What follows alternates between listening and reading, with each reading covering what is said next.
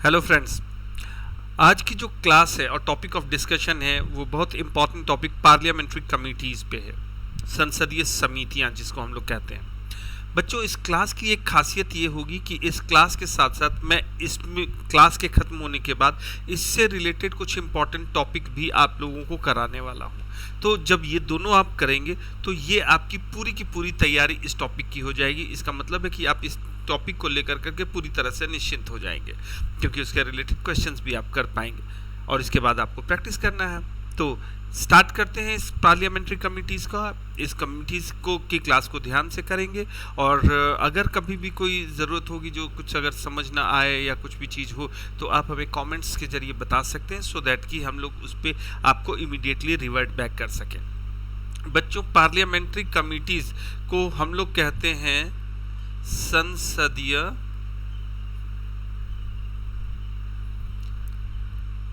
समितियां, और इसके बारे में सारी चीज़ों की आपको जानकारी। बड़ा ही इंपॉर्टेंट टॉपिक है किसी भी लेवल के एग्जाम के लिए, ये बड़ा ही इंपॉर्टेंट टॉपिक है। अगर हम लोग देखें तो इससे रिलेटेड जो क्वेश्चंस हैं इधर रिसेंटली पूछे जाने का बहुत प्रचलन रहा है और बहुत ज़्यादा इससे क्वेश्चंस पूछे गए हैं। तो आप लोग, और ये थोड़ा सा ऑफ बिट टॉपिक है, सामान्यतः क्लासेस में नहीं कराया जाता, लेकिन आप लोगों की तैयारी को कराने के उद्देश्य से इस टॉपिक को मैं कवर अप करा रहा हूँ। तो ऑल द बेस्ट, और हम लोग शुरू करते हैं इसको। तो सबसे पहले पार्लियामेंट्री कमिटीज कि भाई संसदीय समितियां जो होती हैं उनका क्या उद्देश्य होता है, उनको क्यों लाया जाता है और उनके पीछे कारण क्या होता है, इसके बारे में हम लोगों को जानना चाहिए। देखो, सबसे पहली चीज, जो संसदीय समिति हैं उनका काम मेजरली होता है कि जो संसद में डे टू डे के काम है। देखो, संसद में डे टू डे के काम चल रहे होते हैं, जब संसद का वर्क हो रहा होता है तो डे टू डे के प्रोसीजर चल रहे हैं, उनका काम चल रहा होता है। उनको डे टू डे काम को चेक करने के लिए, उनकी स्टडी करने के लिए, उसका अध्ययन करने के लिए, उसके बारे में जानने के लिए संसदीय समितियां बनाई जाती हैं। यानी अगर पार्लियामेंट्री कमिटीज की हम लोग बात करें तो इसका मुख्य उद्देश्य क्या है? पार्लियामेंट के डे टू डे वर्क को एनालाइज करना, उसको स्टडी करना और उस पर काम करना। तो संसदीय समिति यानी पार्लियामेंट्री कमिटीज का मेनली वर्क यही होता है। समझ गए होंगे आप लोग कि पार्लियामेंट्री कमिटी यानी जो संसदीय समितियां हैं, उन समितियों का मुख्य कार्य क्या है कि जो डे टू डे फंक्शन है, रोजमर्रा के जो काम है, उनको देखना और उनको स्पेशलाइज्ड मैनर में चेक करना, यही उनका काम है। अब पार्लियामेंट्री नेचर ऑफ जो गवर्नमेंट होता है, यानी जो संसदीय प्रकार की जो सरकारें होती हैं बच्चों, उस संसदीय प्रकार की सरकार में क्या होता है कि जो कार्यपालिका है यानी जो एग्जीक्यूटिव है, इस एग्जीक्यूटिव यानी ये जो कार्यपालिका है, इस पर विधायिका का नियंत्रण होता है। ये मेजर इंपॉर्टेंट रोल होता है। कोई भी पार्लियामेंट्री नेचर ऑफ गवर्नमेंट, संसदीय प्रकार की जो सरकार होती है, उस संसदीय प्रकार की सरकार का सबसे मुख्य उद्देश्य क्या होगा कि कार्यपालिका पर नियंत्रण रखना। यानी जो सरकार है उस सरकार पर संसद अपना नियंत्रण रखे। तो संसद कैसे नियंत्रण रखेगी? तो संसद उस पर नियंत्रण रखने के लिए कुछ समितियों का गठन करती है, कुछ कमिटीज बनाती है। तो पार्लियामेंट्री कमिटीज यानी जो संसदीय समितियां हैं, उस संसदीय समितियों के विषय में आपको ये मालूम चल गया कि ये सरकार के कामकाज की निगरानी करने, उन पर नियंत्रण रखने, उन पर इफेक्टिव कंट्रोल रखने के लिए बनाई जाती हैं। ठीक है, दो चीजें आपको इसमें मैंने अभी बताई कि पार्लियामेंट्री कमिटीज का मेन उद्देश्य क्या होता है। जो संसद में डे टू डे वर्क हो रहा होता है, रोजमर्रा के जो काम हो रहे होते हैं, उन रोजमर्रा के काम को देखना, उन रोजमर्रा के कामों को विश्लेषित करना, यानी उन रोजमर्रा के काम को एनालाइज करना, यही क्या होता है? यही संसदीय यानी पार्लियामेंट्री कमिटीज का मुख्य उद्देश्य होता है। दूसरा, ये सरकार के ऊपर प्रभावी नियंत्रण रखती हैं। सरकार के ऊपर चाहे वो फाइनेंशियल कंट्रोल हो, उनके वर्क के ऊपर में कंट्रोल हो, या सारे कंट्रोल्स करना, ये किसका काम है? पार्लियामेंट्री कमिटीज का। ये दो पॉइंट क्लियर। अब एक महत्वपूर्ण चीज है कि भाई ये पहली बार कब लाया गया? तो ये सबसे पहले गवर्नमेंट ऑफ इंडिया एक्ट 1919 आप सेक्शन पढ़ेंगे, जब हम लोग पढ़ाएंगे वो क्षेत्र जिस समय में आपको मैं एक्ट पढ़ाऊंगा, तो उस एक्ट के दौरान आपको ये मालूम चलेगा कि जो गवर्नमेंट ऑफ इंडिया एक्ट 1919 है, यानी भारत शासन अधिनियम 1919, जिसको मॉन्टेग्यू चेम्सफोर्ड रिफॉर्म्स यानी मॉन्टेग्यू चेम्सफोर्ड सुधार अधिनियम भी कहते हैं इसको, और किस नाम से जानते हैं गवर्नमेंट ऑफ इंडिया एक्ट 1919 को? मॉन्टेग्यू चेम्सफोर्ड सुधार अधिनियम। इसमें पहली बार संसदीय समितियों की चर्चा की गई, यानी जो संसदीय समितियां हैं, ये संसदीय समिति का गठन किसके माध्यम से किया गया?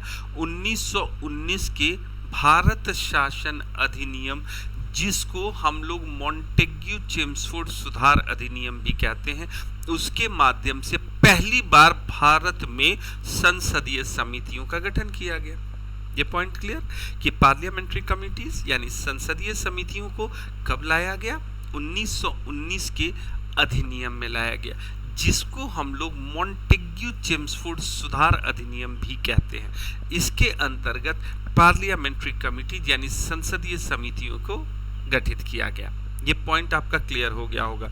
तो यहाँ पे आपने इसमें 3 चीजों को देखा कि पार्लियामेंट्री कमिटीज बनाई किस लिए जाती हैं, तो संसदीय कार्यों को देखने के लिए, उनको विश्लेषित करने के लिए, उस पर प्रभावी ढंग से कार्य करने के लिए।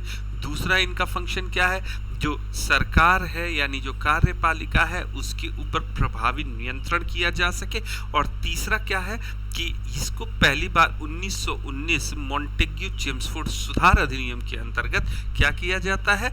इनको पार्लियामेंट्री कमिटीज को इंट्रोड्यूस किया जाता है। ये पॉइंट्स आपके मेरा ख्याल है क्लियर हो गए होंगे। अब आगे देखते हैं बच्चों, पार्लियामेंट्री कमिटीज की हम लोग बात करें तो आज के दिनों में, वर्तमान समय में इसकी और इम्पोर्टेंस हो गई है, यानी कि इसका जो रोल हो गया है, इसका जो कार्य हो गया है, वो आज के दिनों में और भी महत्वपूर्ण हो गया है। क्यों? क्योंकि देखो, आज जो संसद है उस संसद का कार्य बहुत ज्यादा डाइवर्सिफाइड हो गया है, बहुत ज्यादा विविध कार्य हो गया है, डिफरेंट वेरिएंट, डिफरेंट कार्य हो गए हैं। दूसरी चीज कि ये आजकल बहुत कॉम्प्लेक्स नेचर का हो गया। आज का युग अगर आप देखें तो मॉडर्न युग है। इस युग में आप देखते हैं सूचना तकनीकी, यानी अगर हम लोग बात करें तो जितनी भी चीजें हैं वो कितने इंफॉर्मेशन बेस्ड हो गई। सोशल मीडियाज का जमाना है, छोटी सी छोटी चीज़ों में आपको बहुत सारे, और व्हाट्सएप का और फेसबुक का ज्ञान आप लोग भी देखते होंगे कि सुबह उठते अगर आप लोग व्हाट्सएप या फेसबुक की कार्यशाला में चले जाएं तो आपको इतने प्रकार के ज्ञान मिलेंगे कि उस ज्ञान से आप पीएचडी कर लें, हर दूसरे दिन एक नई सब्जेक्ट में पीएचडी कर सकते हैं। तो ऑब्वियस सी बात है, इस जटिलता का, इस कॉम्प्लेक्सिटी का प्रभाव अगर हम लोग देखें तो संसद के कामकाज पे भी पड़ेगा। तो मॉडर्न युग में संसद का काम न बहुत ज़्यादा वैरिड हो गया, बहुत ज़्यादा विविध हो गया है, बल्कि कॉम्प्लेक्स नेचर का भी हो गया है, यानी कि बहुत जटिल भी हो गया है। अब अगर हम लोग बात करें तो देखो, कोई भी संसद की अगर आप बात करते हैं, संसदीय सत्र की बात करते हैं, तो उस संसदीय सत्र का एक समय सीमा होती है, एक टाइम फ्रेम होता है।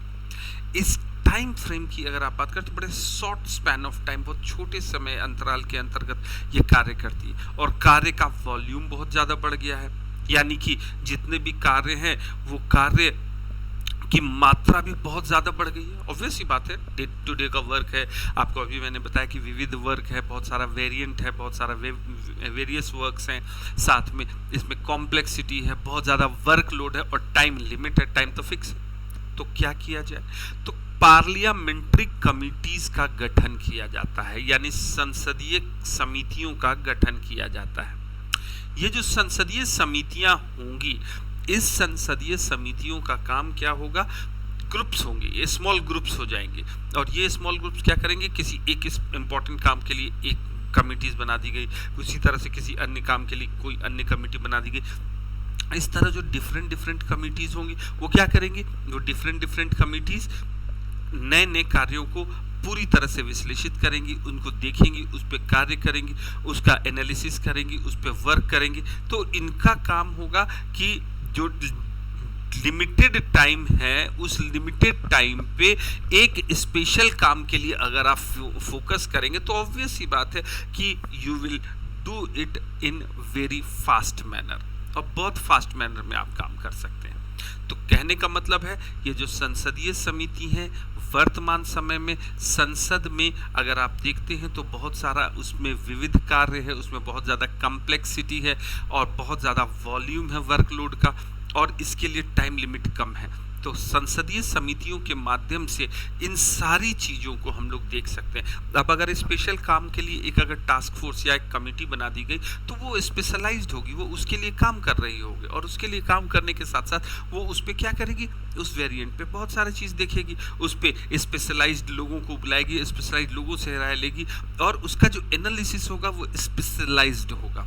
साथ ही क्या होगा, संसद का एक इम्पॉर्टेंट केवल उस वर्क के लिए एक कमेटी का गठन हुआ है, तो वो कमेटी उसके ins and out, pros and cons को देख रही होगी, और उसकी रिपोर्ट जब संसद को देगी तो ऑब्वियस ही बात है कि वो रिपोर्ट लेमैन रिपोर्ट नहीं होगा बल्कि एक विशेषज्ञ रिपोर्ट होगा, यानी कि एक एक्सपर्ट का व्यू होगा। तो इससे क्या होगा, आपकी जो कॉम्प्लेक्सिटी है, जो वेरिएंट्स हैं, जो मॉडर्निटी है, उन सब चीज़ों पे आप उस पर खरे उतर सकते हैं। प्लस संसद के हर व्यक्ति को किसी न किसी चीज़ के लिए स्पेशलाइजेशन मिलेगा, उन पे काम करने की बात होगी, और इससे क्या होगा, बहुत ज़्यादा लोग, सारे लोग मिल करके क्या कर रहे होंगे, डिफरेंट वर्क कर रहे होंगे। तो जो कलेक्टिव रिस्पॉन्सिबिलिटी है वो कलेक्टिव रिस्पॉन्सिबिलिटी को कोप किया जा सकेगा। जो कलेक्टिवली काम करने का तरीका है, लोकतंत्र का मेजर चीज़ क्या होता है, कलेक्टिवली काम किया जाए, यानी साथ मिल के काम किया जाए, तो वो सारी चीज़ें इससे आ सकेंगी। तो ये पार्लियामेंट्री कमेटी का मेजर रोल होता है। अब अगर हम लोग बात करें तो पार्लियामेंट्री कमेटी क्या करती है, ये करती है एक close consideration to all legislative and other matters, यानी जितने भी विधायी और अन्य मामले इसके समक्ष आते हैं उनमें वो तत्परता से विचार करती है, उस पर वो एनालिसिस करती है, डीप एनालिसिस करती है। इससे क्या होता है, इससे किसी भी जो भी कानून बन रहा है या जो भी चीज़ें लागू की जा रही हैं उन सारी चीज़ों पर बहुत ही गहराई से विश्लेषण किया जा सकता है, उसके दूरगामी परिणाम को देखा जा सकता है, उनके जो लॉन्ग टर्म प्रोस्पेक्ट्स को देखा जा सकता है।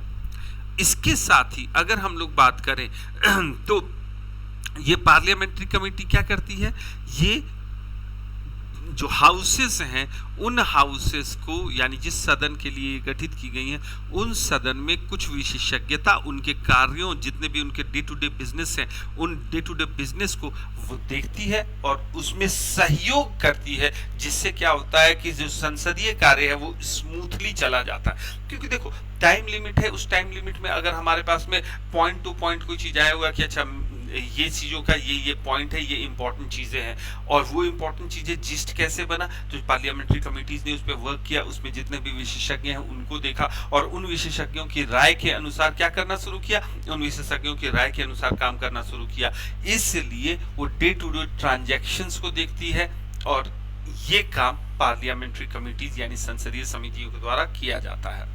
अब अगर हम लोग बात करें तो आपने समझ लिया होगा कि पार्लियामेंट्री कमेटीज बनती क्यों हैं, उनका मुख्य उद्देश्य क्या होता है, भारत में पहली बार कब इंट्रोड्यूस की गई। बच्चों अब दूसरा इंपॉर्टेंट चीज, क्या संविधान में इसकी चर्चा है, ये भी एक इंपॉर्टेंट चीज है कि क्या हमारे भारत के संविधान ने इसकी चर्चा की है।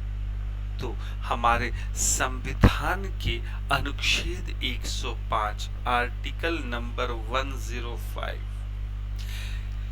जो कि देखो डायरेक्टली हमारे संविधान ने तो ये चर्चा नहीं की है कि पार्लियामेंट्री कमेटीज का गठन किया जाए। सीधी सी बात, कोई अगर ये कहे कि भारत में जो संविधान है उस संसदीय समिति के बारे में बताता है तो ये गलत है। क्या होता है कि किसी चीज से कोई चीज निकलती है, यानी उसके बेस से कोई चीज निकलती है। फॉर एग्जाम्पल अगर हम लोग बात करें तो हमारे संविधान के अनुच्छेद 105 आर्टिकल 105 में प्रिविलेज ऑफ पार्लियामेंट्री मेंबर्स के बारे में बताया गया है, यानी संसद के जो सदस्य हैं उनके विशेषाधिकारों की जानकारी दी गई है। पार्लियामेंट्री प्रिविलेज क्या होता है? जो भी संसद, चूंकि देखो भारत एक लोकतंत्र है, एक डेमोक्रेसी है, बहुत ध्यान से समझना बच्चों। तो चूंकि भारत एक डेमोक्रेसी है, संसद डेमोक्रेसी का अगर हम लोग बात कहें तो वो प्रत्यक्ष रूप है, that is direct representation of this democracy. तो संसद के लोगों को, जो चुन के आए हुए लोग हैं, उनको कुछ विशेष अधिकार दिए गए हैं, स्पेशल प्रिविलेज दिए गए हैं। ठीक है, अब प्रिविलेज दिया जा गया है कि संसद कुछ ऐसे प्रिविलेज यानी कुछ ऐसे विशेषाधिकारों को करेगी जिसके द्वारा लोकतंत्र को मजबूत बनाया जा सके और उसके कुछ कार्य किए जा सके, उसके लिए कोई एक्शन लिया जा सके, कोई काम किया जा सके। और अनुच्छेद 118 आर्टिकल 118 क्या करता है? वो ये कहता है कि संसद अपने कार्यों के विनियमन के लिए, यानी कि अपने कार्यों, कंडक्ट ऑफ बिजनेस को कंप्लीट करने के लिए क्या कर सकती है? संसद कुछ रूल्स बना सकती है, कुछ रेगुलेशंस बना सकती है, कुछ नए प्रोसीजर्स कर सकती है। उसी उद्देश्य से क्या किया जाता है? इसी उद्देश्य से संसदीय समितियों का निर्माण किया जाता है। कहने का मतलब, एक तो संसद के विशेषाधिकार हैं कि भाई वो कानून का निर्माण करे, वो प्रक्रिया का निर्माण करे, और अनुच्छेद 118 क्या करता है? प्रोसीडिंग्स के लिए, कंडक्ट ऑफ बिजनेस के लिए कुछ रूल्स एंड रेगुलेशंस को बनवाता है। इसी को हम लोग पार्लियामेंट्री कमेटी के गठन का एक आधार मानते हैं। हमारे संविधान में ये दोनों आर्टिकल क्या करते हैं? पार्लियामेंट्री कमेटियों के गठन का रास्ता तय करते हैं। इसी के लिए हम लोग अगर देखें तो स्पीकर ऑफ लोकसभा यानी लोकसभा के जो अध्यक्ष हैं उनको अपॉइंट करने, इलेक्ट करने का एक अधिकार दिया गया है। कहने का मतलब, जो संसदीय समिति है उनको उनके सदस्यों को अपॉइंट करना, संसदीय समितियों का गठन करना और उसके सदस्यों को चुनने का अधिकार लोकसभा के अध्यक्ष को दिया गया। ध्यान रखना, चाहे वो कोई भी कमेटी हो, उसके सेटअप जो किया जाएगा, उसको जो बनाया जाएगा, उसको जो अपॉइंट किया जाएगा, जो इलेक्ट किया जाएगा, स्पीकर ऑफ लोकसभा के द्वारा यानी लोकसभा के अध्यक्ष के द्वारा। और ये काम किसके अंतर्गत करेगी? जो सदन के अध्यक्ष हैं उनके अंतर्गत ये कार्य करेगी। कहने का मतलब, अगर राज्यसभा के लिए वो कमेटी है तो राज्यसभा के जो अध्यक्ष हैं उनके अंतर्गत काम करेगी। अगर वो संयुक्त समिति है तो संयुक्त समिति में भी वो किसके अंतर्गत काम करेगी? लोकसभा अध्यक्ष के अंतर्गत काम करेगी। लोकसभा में गठित किया गया तो किसके अंतर्गत काम करेगी? लोकसभा के अंतर्गत काम करेगी। यानी समितियों के गठन, उसके नियुक्ति और निर्वाचन का अधिकार लोकसभा के अध्यक्ष को दिया गया है। यद्यपि ये क्या करेगी? ये उस सदन, जिस पर्टिकुलर सदन के लिए ये समिति गठित की गई है, उस समिति के, उस सदन के जो अध्यक्ष हैं उनके डायरेक्शन और सुपरविजन पे काम करेगी। साथ ही ये अपनी रिपोर्ट, समिति जब पूरी तरह से तैयार हो जाएगी, अपना काम कर लेगी, तो फिर क्या होगा? उसको रिपोर्ट तैयार करना होगा। वो अपनी रिपोर्ट तैयार करके किसको देगी? द स्पीकर ऑफ लोकसभा यानी लोकसभा अध्यक्ष को अपनी रिपोर्ट प्रस्तुत करेगी। ये 3 पॉइंट समझ में आ गया। हमारे संविधान में सीधे सीधे कहीं समितियों के गठन का चर्चा नहीं की गई है, लेकिन अनुच्छेद 105 संसदीय विशेषाधिकारों को बताता है, जिसके अंतर्गत संसद अपनी कार्रवाइयों और नीतियों का निर्माण करने के लिए क्या है?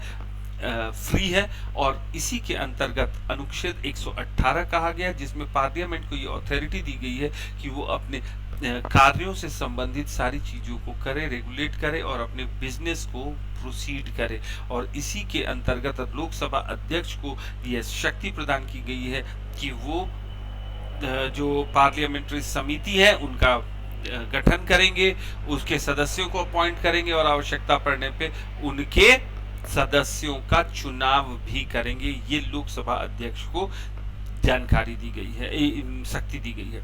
साथ ही ये उस सदन, जिस सदन के लिए गठित किया गया है, उसके लिए काम करेगी। ये अपनी रिपोर्ट लोकसभा के अध्यक्ष को सौंपेगी। ये सारी चीजें थी। अब हम लोग बात करते हैं कि भाई किस तरह की कमेटियां होती हैं, इन समितियों के प्रकार क्या होते हैं, कितने प्रकार की समितियां होती हैं। सबसे पहले स्टैंडिंग कमेटी, जिसको हम लोग कहते हैं स्थायी समिति। स्थायी समिति का ये मतलब नहीं हो कि एक बार बन गया वो लाइफ लॉन्ग है, यानी कि जिंदगी भर के लिए है, ऐसा नहीं होता बेटा। अस्थाई समिति का मतलब होता है कि इस तरह की समिति हर साल फॉर्म होगी, एवरी ईयर इस तरह की समितियां फॉर्म होगी। तो स्टैंडिंग कमेटी का मतलब क्या हो गया? अस्थाई समिति, जो कि हर वर्ष फॉर्म होगी, हर वर्ष इनका गठन किया जाएगा, हर वर्ष ये बनेंगी।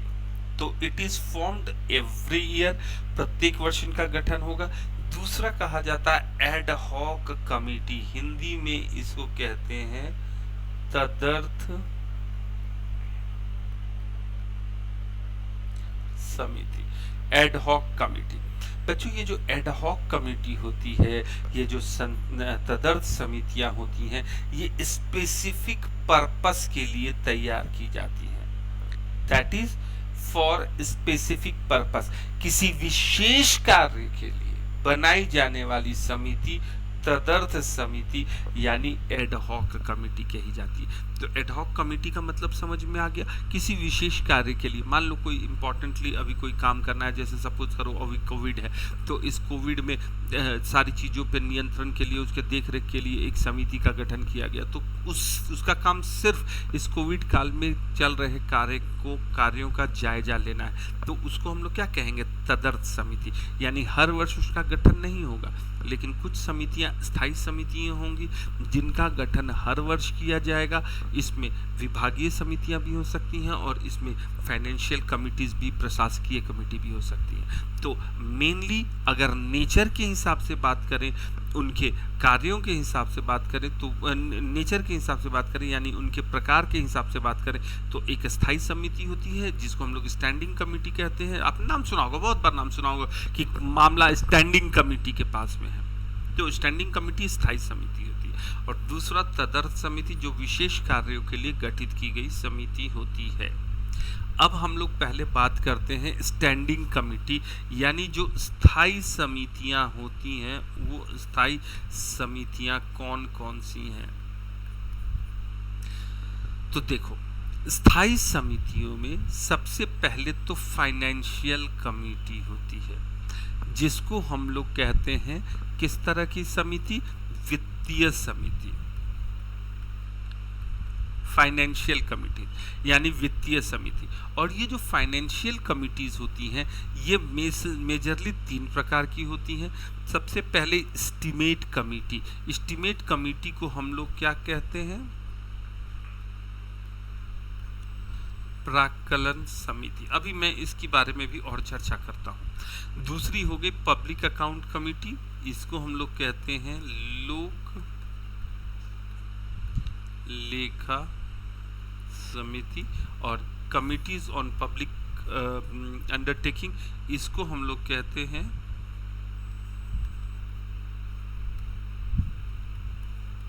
सार्वजनिक उपक्रम समिति। सार्वजनिक उपक्रम समिति यानी एक हो गई एस्टीमेट कमेटी, जिसको हम लोग प्राक्कलन समिति कहते हैं। दूसरी होती है लोक लेखा समिति, पब्लिक अकाउंट कमेटी। और तीसरी कमिटीज ऑन पब्लिक अंडरटेकिंग। बच्चों ये वित्तीय समिति होती है, यानी पूरे जो हमारे पार्लियामेंट हैं उसमें फाइनेंशियल चीज़ों की देख रेख के लिए बनाई गई समिति होती है, ठीक है।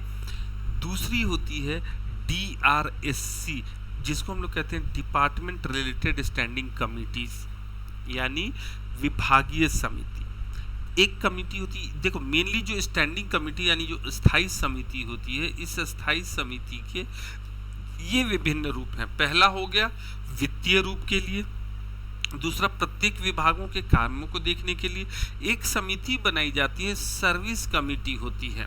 बेटा ये सर्विस कमिटी जो अगर हम लोग सेवा देखें तो वो हम लोगों की सर्विसेज के लिए नहीं होती, ये जो लेजिस्लेशन है, जो विधायिका के सदस्य हैं उनकी सैलरी, उनका जो पेंशन है, उन सब चीज़ों की देखरेख के लिए, यानी संसद के जो सदस्य हैं उन सदस्यों की सेवा के लिए एक समिति का गठन किया गया है, जिसको हम लोग सर्विस कमेटी कहते हैं।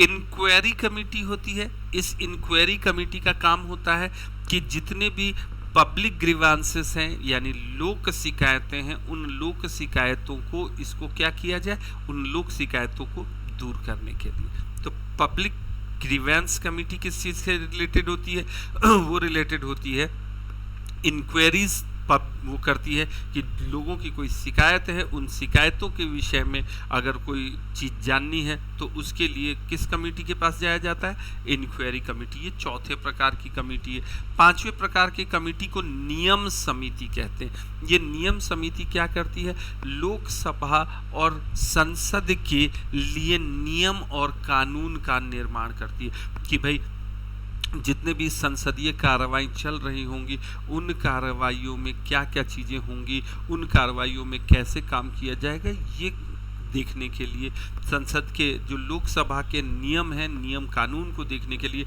और इसको सीधा सीधा अगर हम लोग बोलें तो पार्लियामेंट्री अफेयर्स कमेटी जो होती है, पार्लियामेंट्री अफेयर्स मिनिस्ट्री होती है, यानी संसदीय कार्य मंत्रालय जो होता है वो इन लोगों को सुविधाएं प्रदान कराता है। और छठे प्रकार की जो कमेटी होती है वो शेड्यूल कास्ट यानी अनुसूचित जाति, शेड्यूल ट्राइब्स यानी अनुसूचित जनजाति, इनके वेलफेयर के लिए की जाने वाली समिति है। तो कुल 6 प्रकार की स्थायी समिति होती है, जिसमें एक वित्तीय समिति, एक विभागीय समिति, DRSC को हम लोग लिख दें अगर, तो ये किस प्रकार की समिति होगी, विभागीय समिति, यानी डिपार्टमेंटल कमिटीज हो गई। एक कमिटी काम करती है पेंशन, सैलरी आदि पे, एक पब्लिक ग्रीवांस पे, एक नियम कानून बनाने पे, और एक शेड्यूल कास्ट और शेड्यूल ट्राइब्स के लिए। ये 6 प्रकार की कमेटी हो गई।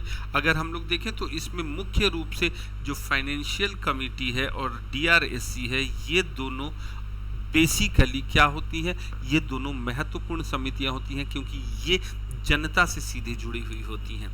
रूल्स कमेटी ये संसद के इंटरनल मैटर्स को देखती है, सर्विस कमेटी संसद के इंटरनल मैटर्स को देखती है, पब्लिक ग्रीवांस को देखती है, तो इसमें भी पब्लिक ग्रीवांस को चेक करके एनालाइज कर करके उस पर रिपोर्ट तैयार करेगी।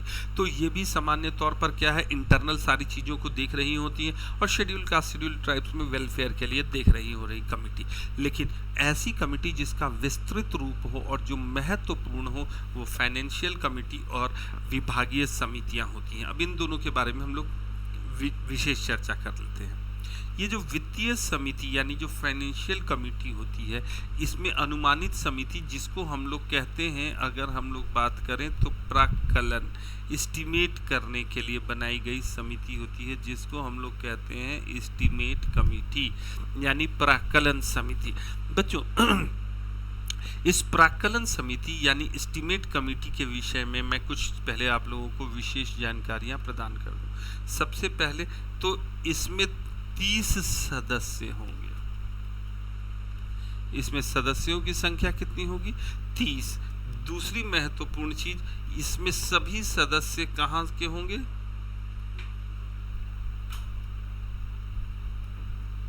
इसमें सभी सदस्य लोकसभा से होंगे।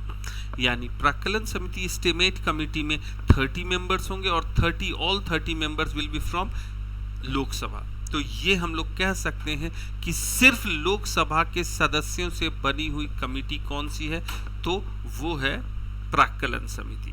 इसमें क्वेश्चन 3 तरह से पूछे जाएंगे। पहले चीज ये पूछी जाएगी कि भाई प्राक्कलन समिति का मेन ऑब्जेक्टिव क्या है, इनका मेन काम क्या है। तो प्राक्कलन समिति एक 30 सदस्यीय समिति है, 30 मेंबर्स कमेटी, जिसके सभी सदस्य सिर्फ और सिर्फ लोकसभा से होंगे। अब इनका काम क्या है, तो बच्चों इनका जो स्पेशल वर्क है वो स्पेशल वर्क क्या दिया गया है, जो बजट है, बजट के प्रावधानों का विश्लेषण, to analyse provisions of budget. यानी एस्टिमेट कमेटी के लिए आपको 3-4 चीजें जाननी है। ये एक तो स्टैंडिंग कमेटी है, मतलब स्थायी समिति है। दूसरी चीज, इसके सभी सदस्य लोकसभा से हैं, all members of it are from Lok Sabha. ये बजट के प्रोविजंस का विश्लेषण करती है, ये बजट के प्रावधानों का विश्लेषण करती है। सबसे बड़ी स्थायी समिति ये मानी जाती है, जो कि हर वर्ष लाई जाती है। तो बच्चों ये पॉइंट आपको समझ में आ गया होगा कि सिर्फ लोकसभा से बनने वाली कमेटी कौन सी है, प्राक्कलन समिति, एस्टीमेट कमेटी। मेंबर्स कितने हैं, 30 मेंबर्स हैं। इनका काम क्या है, बजट के जो प्रोविजंस है उन प्रोविजंस को एनालिसिस करना। तो बेटा एक पॉइंट आपका हो गया क्लियर कि बजटरी कमेटी यानी एस्टीमेट कमेटी क्या होती है। अब दूसरी कमेटी जो महत्वपूर्ण है उसको हम लोग पब्लिक अकाउंट कमेटी PAC कहते हैं, लोक लेखा समिति। भारतीय संसद की सर्वाधिक शक्तिशाली समिति, सबसे ज्यादा स्ट्रॉन्ग कमेटी, सबसे ज्यादा शक्तिशाली समिति कौन सी है, लोक लेखा समिति। लोक लेखा समिति सबसे शक्तिशाली समिति है, सबसे महत्वपूर्ण समिति है। इस समिति की अगर आप बात करते हैं तो इसमें 22 सदस्य होते हैं। इसमें मेंबर्स कितने होते हैं, 22, जिसमें से कि 15 लोकसभा और 7 राज्यसभा से। 15 लोकसभा और 7 राज्यसभा से कुल कितने सदस्य हैं, 22 सदस्य हैं। इन 22 सदस्यों को हम लोग क्या कहते हैं, लोक लेखा समिति के सदस्य। अब अगर हम लोग बात करें तो ये क्या करती है, इसको एक तो एस्टीमेट कमेटी यानी जो प्राक्कलन समिति है उसकी जुड़वा बहन कहते हैं, यानी कि twin sister of estimate committee. Estimate committee budget के पहले सारा काम करती है। लोक लेखा समिति क्या करती है, जो भी डिमांड किया गया था, जितने भी खर्चे हुए हैं उन सब को चेक करती है, उनका लेखा जोखा देखती है। और ये क्या करती है, जो CAG की रिपोर्ट है, कैग यानी भारत के नियंत्रक एवं महालेखा परीक्षक, इस कैग की रिपोर्ट पे काम करती है। इस कैग के जितनी भी रिपोर्ट है वो किसको दी जाएगी, PAC। और यही PAC उन सारे रिपोर्ट्स को देखेगी और लोकसभा अध्यक्ष के माध्यम से उसको संसद में प्रस्तुत करवाएगी। ये पॉइंट समझ में आ गया कि लोक लेखा समिति 22 सदस्यीय समिति है, जिसमें 15 लोकसभा के और 7 राज्यसभा के सदस्य शामिल होते हैं।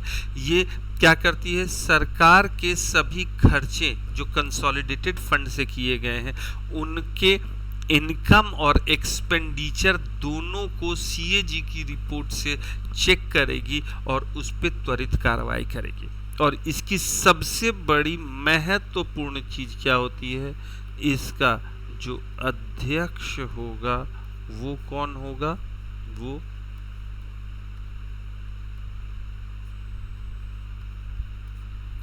विपक्ष का सदस्य होगा। यानी जो लोक लेखा समिति है, पब्लिक अकाउंट कमेटी है, उसका जो हेड होगा, उसका जो अध्यक्ष होगा वो विपक्ष का होगा। He will be from opposition. ये पॉइंट समझ में आ गया कि सबसे इंपॉर्टेंट चीज क्या है, इसका अध्यक्ष विपक्ष का होगा। तो विपक्ष क्या करता है, आपको मालूम है कि हर चीज को ढूंढेगा, जहां भी अगर कोई थोड़ी सी भी डिस्क्रिमिनेंसी होगी तो वो क्या करेगा, उसको वो उजागर करेगा। इसलिए ये सबसे महत्वपूर्ण, सर्वाधिक शक्तिशाली समिति मानी जाती है। अब जो नेक्स्ट कमिटी है इसको हम लोग कहते हैं सार्वजनिक उपक्रम समिति, कमिटीज ऑन पब्लिक अंडरटेकिंग। बच्चों, ये जो समिति होती है, ये जो कमिटी होती है, ये कमिटी जितने भी सरकारी सार्वजनिक उपक्रम हैं उन सरकारी उपक्रमों पर विशेष ध्यान देगी, उस सरकारी उपक्रमों को देखेगी। समझ में आ गया? ये भी पॉइंट क्लियर होगा, ये भी पॉइंट क्लियर होगा, ये भी पॉइंट क्लियर होगा। तो वित्तीय, स्थायी वित्तीय समिति 3 प्रकार की होंगी। पहली होगी एस्टीमेट कमेटी, प्राक्कलन समिति, दूसरी लोक लेखा समिति, और तीसरे को अगर हम लोग बात कहें तो तीसरी समिति कौन सी है? तो तीसरी समिति है जिसको हम लोग कहते हैं सार्वजनिक उपक्रम समिति, यानी कि कमिटीज ऑन पब्लिक अंडरटेकिंग। अब आगे एक दूसरी जो समिति जिसको हम लोगों ने बताया कि वो होती है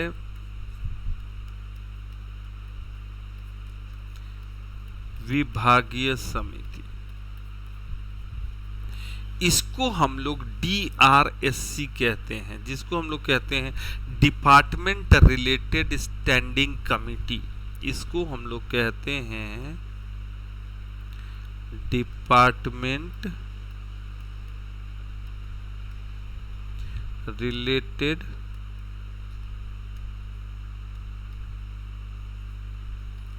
स्टैंडिंग कमिटी। ठीक है बच्चों, 1989 की अगर हम लोग बात करें तो वर्ष 1989 में अभी मैंने आपको बताया कि लोकसभा की कार्रवाइयों के लिए और उनके कामों को सुनिश्चित कराने के लिए लोकसभा में कुछ नियम समिति बनाई जाती है। तो बच्चों 1989 में लोकसभा की जो नियम समिति है, रूल्स कमेटी है, उसने क्या किया कि जो इम्पोर्टेंट विषय हैं, हर विभाग के अपने अपने इम्पोर्टेंट विषय हैं, हर विभाग इम्पोर्टेंट है, तो उन विभागों के लिए क्यों ना एक ऐसी समिति का गठन किया जाए जो अपने अपने विभागों के लिए उत्तरदायी हो, जो अपने अपने विभागों पर संसदीय नियंत्रण को स्थापित कर सके। जैसे रक्षा एक विभाग है, जैसे रेलवे एक विभाग है, जैसे फूड एंड प्रोसेसिंग एक विभाग है, जैसे हम लोग बात करें होम मिनिस्ट्री विभाग है। इस तरह विभिन्न जो विभाग हैं उन विभागों पर संसदीय प्रभावी नियंत्रण के लिए क्या किया जाए? एक समिति का गठन किया जाए। यह 1989 में किया गया और इसी उद्देश्य से, इसी रूल कमेटी के रिपोर्ट के आधार पर 10वीं लोकसभा में और राज्यसभा के द्वारा, लोकसभा का 10वां नंबर था और उस समय के तत्कालीन राज्यसभा के द्वारा क्या किया गया? 29 मार्च 1993 को 17 विभागीय समितियों का गठन किया गया। ये प्रपोजल कब लाया गया? 1989 में, कि भाई कुछ विषयों को बनाया जाए जिसपे कि क्या किया जा सके, सब्जेक्ट कमिटीज काम कर सके, ये समितियां काम कर सके। इसी आधार पर एक रूल्स कमेटी बनती है, एक नियम समिति बनती है और उस नियम समिति ने क्या किया? अपना प्रपोजल तैयार किया, विभागीय समितियों की अनुशंसा की, जिसको 10वीं लोकसभा में पारित कर दिया गया और फिर राज्यसभा से भी उसे स्वीकार करने के बाद 29 मार्च यानी 29 मार्च 1993 को 17 विभागीय समितियों का गठन किया गया, जो विभिन्न मंत्रालयों, विभिन्न विभागों, जो सरकार, जो केंद्र सरकार है, उनके विभिन्न विभागों को देखने का कार्य करती है। ये पॉइंट समझ में आ गया? इसका बैकग्राउंड समझ में आया कि 1989 में इनमें और विशेषज्ञता के लिए, हर विभागों की एक्सक्लूसिव विशेषज्ञता के लिए एक विभागीय समिति के गठन का प्रस्ताव आता है। और ये गठन का प्रस्ताव कहाँ से लाया गया? ये लोकसभा की जो रूल्स कमेटी हैं, जो लोकसभा की नियम समिति हैं, उसके द्वारा लाया गया और इन कमेटियों का गठन किया गया।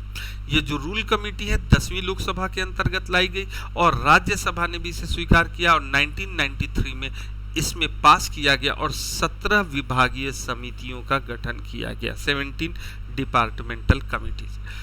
अब अगर हम लोग देखें तो ये 17 जो विभागीय समिति हैं उनको औपचारिक रूप से अप्रैल 1993 से काम करने के लिए कह दिया गया कि अब आप लोग काम करना शुरू कीजिए।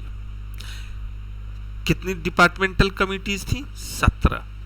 और कब ये फॉर्मली इंट्रोड्यूस हो गई? 1993। अब इन 17 में जो प्रत्येक हैं, हर डिपार्टमेंटल कमिटी में 31 सदस्य होंगे। सदस्यों की संख्या कितनी होगी? 31, जिसमें से 21 लोकसभा और 10 राज्यसभा के सदस्य होंगे। यानी कुल 31 सदस्यों में 21 सदस्य लोकसभा से होंगे, 10 राज्यसभा से होंगे। कुल मिला के सदस्यों की संख्या कितनी हो जाएगी? 31 हो जाएगी, 31 हो जाएगी। क्लियर है? अब वर्तमान में 24, ये जो 17 थी, अब वर्तमान में कितनी हो गई हैं? 24 डिपार्टमेंट रिलेटेड स्टैंडिंग कमेटी बना दी गई हैं।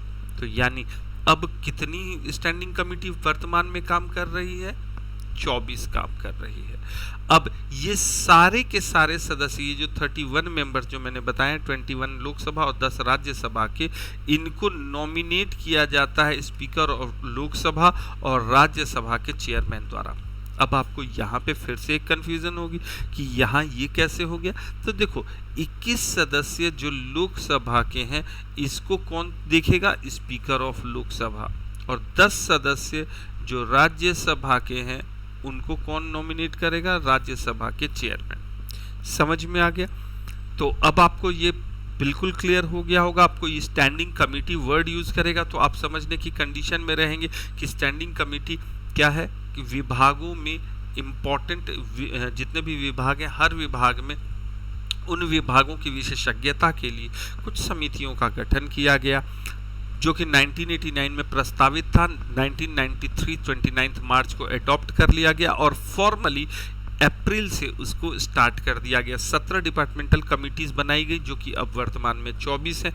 हर कमिटी में 31 सदस्य होते हैं, जिसमें 21 लोकसभा के और 10 राज्यसभा के सदस्य शामिल होते हैं। ये है सारा इन डिपार्टमेंटल रिलेटेड स्टैंडिंग कमेटी का। तो अब आपको जो 2 महत्वपूर्ण समितियों के बारे में जानना था, जिसमें कि एक मैंने बताया था वित्तीय समिति, उनमें तीनों प्रकार की समितियों के बारे में मैंने बता दिया, और दूसरी डिपार्टमेंट रिलेटेड स्टैंडिंग कमिटीज यानी DRSCs, इनके बारे में भी मैंने आप लोगों को बता दिया। अब इन जो भी कमिटीज होती हैं, कमिटीज को केवल काम करने से मतलब नहीं होता, उन कमिटियों को क्या होता है, उनके काम का रिकॉर्ड हो, उनके लिए प्रॉपर अरेंजमेंट्स हो। सबसे पहले जितनी भी DRSC होती हैं, जो कि मैंने बताया था स्थायी समिति, एक वर्ड मैंने बताया था अगर आपको याद हो तो, स्थायी समिति, यानी हर वर्ष इनका गठन किया जाएगा। तो ये जितनी भी समितियां DRSCs बनाई जाएंगी, उनका कार्यकाल भी कितना रहेगा? 1 वर्ष। यानी हर डिपार्टमेंट रिलेटेड स्टैंडिंग कमेटी 1 वर्ष के लिए बनाएगी, फिर अगले वर्ष नई कमेटी होगी, फिर अगले वर्ष नई कमेटी होगी, यानी हर वर्ष अलग अलग कमेटियां बनती जाएंगी। इन समितियों को लोकसभा के सचिवालय, यानी इनको कौन चेक करेगा, ये कहाँ पे इनका जो काम होगा, इनको सहायता कौन करेंगे? तो इनको सहायता करेगी लोकसभा का सेक्रेटेरिएट यानी लोकसभा सचिवालय, और राज्यसभा का सचिवालय, जिस डिपार्टमेंट का जहां से नियंत्रण हो रहा है उसके लिए बनाई जाएगी। अब इसमें यही चीज है कि अगर मान के चलो कि उस समिति का चेयरमैन राज्यसभा के चेयरमैन ने बनाया है, तो वो राज्यसभा के अंतर्गत आएगी, जिसको लोकसभा ने बनाया है तो उसको लोकसभा के अंतर्गत आना होगा।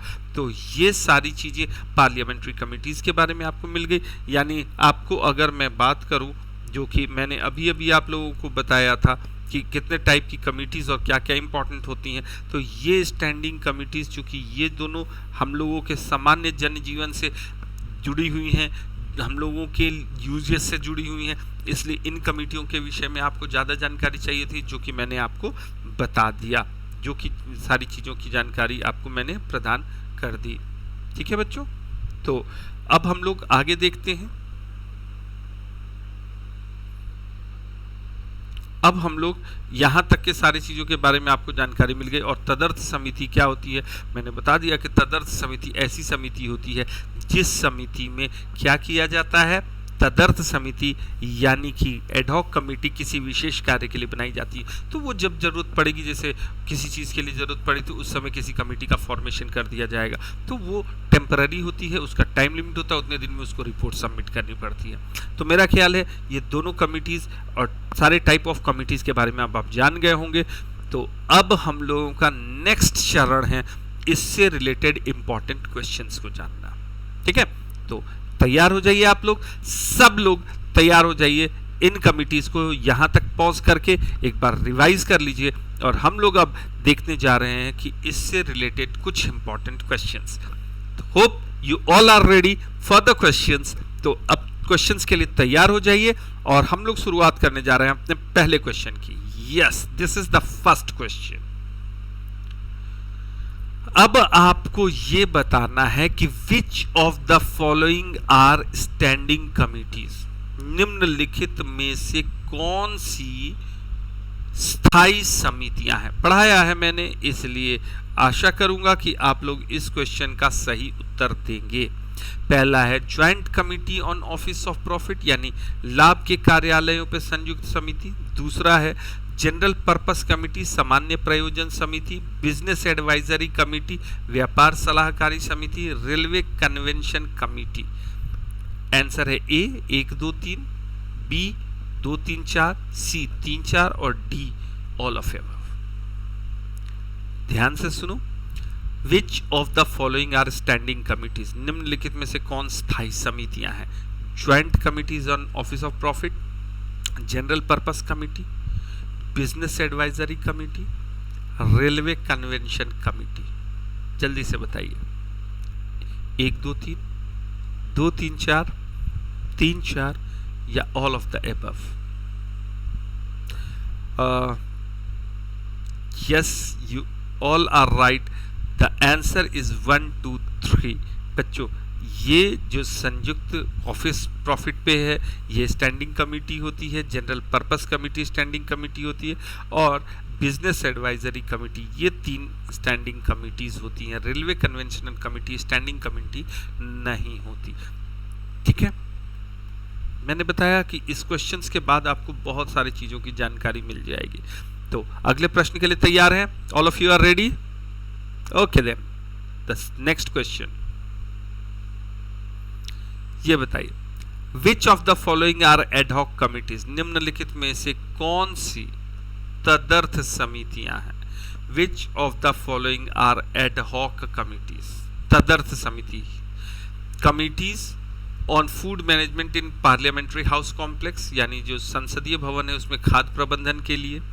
Joint committee on security of parliamentary complex, यानी संसदीय परिसर में सुरक्षा पे संयुक्त समिति। General purpose committee, joint committees on salaries and allowance of members, यानी ज्वाइंट कमिटी संसद के वेतन और भत्तों पे दी जाने वाली। इसमें ऑप्शन है 1 2 4, दूसरा है 2 3, तीसरा है 1 2 और डी है ऑल ऑफ द एबव, यानी 1 2 4, 2 3, 1 2 या ऑल ऑफ द एबव। सही उत्तर दो। Yes, you all are right. The right answer is C 1 and 2। ये जो दोनों हैं बच्चों, ये एडहॉक कमिटीज हैं। ये जनरल पर्पस कमिटी और ये जो कमिटी होती है ये एडहॉक कमिटीज नहीं है। ठीक है, अगला क्वेश्चन ये रहा, which of the following is or are true regarding consultative committees, यानी सलाहकारी समितियों के बारे में से निम्नलिखित में से क्या सत्य है। Which of the following is or are true regarding consultative committees. पहला, consultative committees are not attached with ministers and department, यानी विभाग, मंत्रालयों या विभागों से परामर्शदात्री समितियां जुड़ी नहीं होती। दूसरा, these committees are constituted by the ministry of parliamentary affairs, यानी इनको संसदीय कार्य मंत्रालय द्वारा बनाया जाता है, गठन किया जाता है। सिर्फ एक दो, दोनों या कोई नहीं। कंसल्टेटिव कमेटी, सलाहकारी समिति।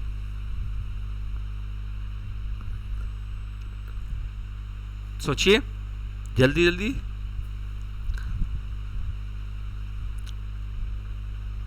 फिर से पढ़ो। सलाहकारी समितियों के बारे में क्या सही है? Which of the following is or are true regarding consultative committee? And your right answer is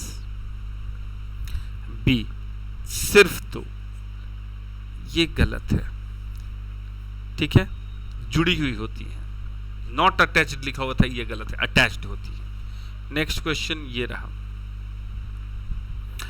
सार्वजनिक उपक्रम समिति के विषय में क्या सत्य है? Which of the following is or are true regarding committees on public undertaking? यह कृष्णा मेनन समिति की सिफारिश पे बनाया गया। It was created on the recommendation of Krishna Menon committee. दूसरा, the members of Rajya Sabha can not be chairman of this committee, कि members of Rajya Sabha के सदस्य इसके अध्यक्ष नहीं हो सकते। Which of it is correct? इनमें से कौन सही है? ए यानी सिर्फ एक, बी सिर्फ दो, बोथ यानी दोनों, डी यानी कोई नहीं।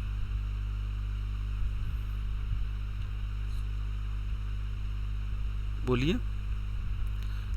पब्लिक अंडरटेकिंग कमिटी, लोक उपक्रम समिति, अभी अभी मैंने बताया लोक उपक्रम समिति। बच्चों इसका सही उत्तर है सी, यानी दोनों सही है। बच्चों लोक उपक्रम समिति को बनाने के लिए कृष्ण मेनन समिति की जो रिपोर्ट थी उनके आधार पर इसको बनाया गया, और इसके राज्यसभा सदस्य इसके अध्यक्ष नहीं हो सकते। देखो ध्यान रखना कि पब्लिक अकाउंट कमेटी जो होती है, सॉरी पब्लिक अंडरटेकिंग कमेटी होती है, ये लोकसभा के मेजर बिजनेस पे काम कर रही होती है, इसलिए इसके अध्यक्ष सिर्फ और सिर्फ लोकसभा के होंगे। राज्यसभा के सदस्य इसके अध्यक्ष नहीं हो सकते। बहुत इंपॉर्टेंट है, ये सार्वजनिक उपक्रम समिति के बारे में था। Next, which of the following is or are true regarding departmental committees? Departmental committees के बारे में यानी डीआरएससी के बारे में क्या सही है? ये अपनी रिपोर्ट बजट के अकॉर्डिंगली तैयार करती है, और दूसरी ये पब्लिक ओपिनियन नहीं ले सकती अपने रिपोर्ट को तैयार करने के लिए। The committee shall make their report regarding the budget of concerned ministry within the period and shall not ask for more time। कहने का मतलब ये जो अपना बजट तैयार करती हैं वो उस संबंधित मिनिस्ट्री के अंतर्गत काम करती हैं और एक स्पेसिफिक टाइम के अंतर्गत काम करेंगी और टाइम बढ़ाने के लिए नहीं कहेंगी। दूसरा, ये पब्लिक ओपिनियन नहीं लेगी अपनी रिपोर्ट के लिए। कौन सा सही है? सिर्फ एक, सिर्फ दो, दोनों या कोई नहीं? इसका हिंदी रूपांतरण नहीं हो पाया, मैं ध्यान नहीं दे पाया था, इसका हिंदी रूपांतरण नहीं हो पाया। चलिए कोई बात नहीं, इसका सही उत्तर है ए, सिर्फ एक। बच्चों ये पब्लिक ओपिनियन भी लेती है। डीआरएससी क्या करती है? पब्लिक ओपिनियन यानी जनता का ओपिनियन भी किसी कंसर्न पे लेगी, किसी बात पे लेगी। ये है public department related standing committee का। सबसे पहले तो एक with in the period of specific period of time काम करना पड़ता है और पब्लिक के जो ओपिनियन है उसके अनुसार काम करना पड़ता है। बच्चों देखो ये जो क्वेश्चंस मैंने बनाए हैं ये क्वेश्चंस आपको और क्लियरिटी देगी इन कमिटीज़ के बारे में, इसलिए मैंने ये क्वेश्चंस बनाए हैं ताकि आपको इसके बारे में भी जानकारी मिल सके। इस क्वेश्चन का उद्देश्य आपको क्वेश्चन से तो परिचित कराना ही है, साथ ही और इन्फॉर्मेशंस भी प्रदान करना है। अगला प्रश्न ये रहा, अगर हम लोग बात करें which of the following are true regarding composition of department related committees, यानी विभागीय समितियों के संरचना से संबंध में कौन सा सत्य है? ट्रू, ये वर्ड हमेशा ध्यान रखना, ट्रू पूछा गया है यानी सत्य है। Rajya Sabha does not have committee on private members bill and resolution, Rajya Sabha के पास निजी सदस्यों के विधेयकों और प्रस्तावों पर समिति नहीं बनती। दूसरा, संसद के दोनों सदनों में अनुपस्थिति पर अपनी समिति है कि अगर जो भी सदस्य अनुपस्थित होते हैं उसके लिए एक अलग से समिति बनी हुई होती है। तीसरा, जो सदन के अध्यक्ष होते हैं वो पदेन अध्यक्ष प्रयोजन समिति के होते हैं, यानी जनरल पर्पस कमेटी जो बनती है उस जनरल पर्पस कमेटी के एक्स ऑफिशियो चेयरमैन लोकसभा के अध्यक्ष और राज्यसभा के सभापति अपने अपनी समितियों के लिए बनाए जाते हैं। कौन सा सही है? 2-3, 1-3, 1-2 या 1-2-3? कौन सा सही है? The right answer is B, 1 और 3। ठीक है बच्चे, इस तरह की कोई चीज, कोई कमिटी नहीं बनाई जाती। On committee on absence of member, ये सही नहीं है। इसमें सही क्या क्या है कि राज्यसभा के जो सदस्य होते हैं वो किसी भी प्राइवेट बिल को इंट्रोड्यूस करने के लिए उनके लिए कमिटीज बनाई नहीं जाती। और दूसरा, जिस समिति का गठन जिस सदन ने किया है उसके अध्यक्ष या सभापति पदेन अध्यक्ष या सभापति के पोस्ट पे होते हैं। नेक्स्ट है, ये क्वेश्चन पूछा गया है, ये थोड़ा सा हटके क्वेश्चन है कि कौन सा ऐसा संशोधन था जिसने प्रीवी पर्स और विशेषाधिकारों को समाप्त कर दिया। 26, 28, 30, 32। प्रीवी पर्स यानी जब भारत आज़ाद हुआ था तो उस समय कुछ राजे रजवाड़े हुआ करते थे, उन लोगों को जो विशेषाधिकार और जो उनको सुविधाएं दी गई थी, कौन से संशोधन में उनको समाप्त किया गया? और इसका सही उत्तर है 26वां संविधान संशोधन, 26th अमेंडमेंट। ये इंपॉर्टेंट चीज है।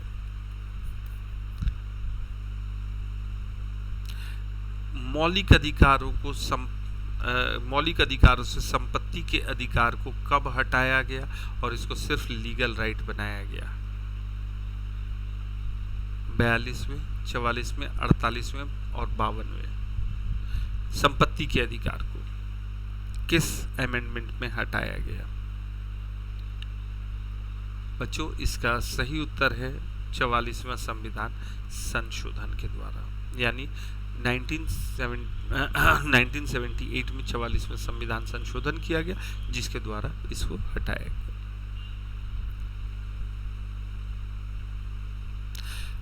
नेक्स्ट है कि किस संशोधन के द्वारा 4 कैटेगरीज ऑफ स्टेट को हटाया गया? 4 कैटेगरीज ऑफ स्टेट पहले 4 ABCD कैटेगरीज में बांटा गया था, किस संशोधन के द्वारा उसको हटा दिया गया, डिमोलिश कर दिया गया, खत्म कर दिया गया? तो बच्चों, इसका सही उत्तर है बी, 7th अमेंडमेंट के द्वारा, यानी 7वें संविधान संशोधन के द्वारा। अब फिर से कमिटी से जुड़ा हुआ कौन से है जो परामर्शदात्री कंसल्टिव कमिटीज के बारे में सत्य है? Which of the following is or are true regarding consultative committees? Consultative committees के बारे में क्या सत्य है? Consultative committees are not attached with ministry or department. These committees are constituted by the Ministry of Parliamentary Affairs. कौन सा सच है, कौन सा सत्य है? Which of the following is or are true regarding consultative committees? Consultative committees are not attached with ministries or department. ये विभागों से जुड़ी हुई नहीं होती। दूसरा, these committees are constituted by Ministry of Parliamentary Affairs, यानी कि इनको संसदीय कार्य मंत्रालय द्वारा गठित किया जाता है। सिर्फ एक, दो, दोनों या कोई नहीं? इसका उत्तर है सिर्फ दो, यानी ये कंसल्टेटिव कमिटीज मंत्रालयों से जुड़ी हुई होती हैं, नहीं होती नहीं होती हैं, ठीक है। और इसका जो गठन किया जाता है संसदीय कार्य मंत्रालय द्वारा किया जाता है। अब अगला है ये एस्टिमेट कमेटी के बारे में क्या सत्य है, प्राक्कलन समिति के बारे में क्या सत्य है। इस कमेटी की शुरुआत 1921 में की गई। दूसरा, इसमें कोई भी राज्यसभा का सदस्य शामिल नहीं होता। इस समिति की शुरुआत 1921 में की गई, कोई राज्यसभा सदस्य इसमें शामिल नहीं होता। कौन सा सत्य है? सिर्फ एक, सिर्फ दो, दोनों या कोई नहीं? सिर्फ एक, सिर्फ दो, दोनों या इनमें से कोई नहीं? बच्चों, इसका सही उत्तर है सी, दोनों सही है। All of it is true. Okay, your next question is this. सार्वजनिक, ये तो हमने अभी देख लिया, इसलिए इस क्वेश्चन को हम लोग अभी हटा रहे हैं। ठीक है। डिपार्टमेंट रिलेटेड ये भी हम लोगों ने अभी कर लिया बच्चों, ये रिपीट हो गए हैं क्वेश्चंस ये, ठीक है।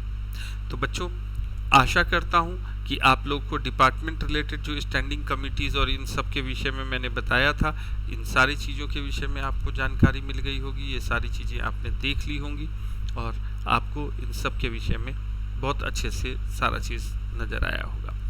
बच्चों बहुत बहुत धन्यवाद आप लोगों का, आप लोगों ने इस पूरी क्लास को किया। इस क्लास को फिर से रिवाइज कीजिए और अगर कहीं भी कोई समस्या होती है तो फील फ्री टू आस्क, आप इसके विषय में मेरे से जानकारी प्राप्त कर सकते हैं। तो आशा करता हूँ ये क्लास आपको अच्छी लगी होगी, बहुत ध्यान से इसको कीजिएगा। धन्यवाद आपका, थैंक यू वेरी मच।